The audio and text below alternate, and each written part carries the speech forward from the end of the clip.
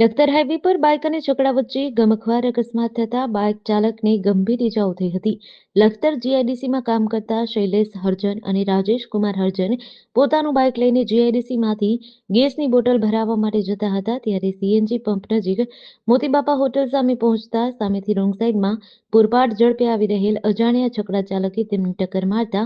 Bike ફંગોળાઈ રોડની સાઈડમાં જઈ પડ્યું હતું, જેમાં બાઇક સવાર બંને લોકો ફંગોળાઈ નીચે પડ્યા હતા. અકસ્માતને પગલે રાહદારીઓ દ્વારા 108ને જાણ કરતા લખતર 108ના ઈએમટી અનિરુદ્ધસિંહ તથા પાયલોટ દિગુભા તાત્કાલિક દોડી આવ્યા હતા અને બાઇક સવાર બંને ઇજાગ્રસ્તોને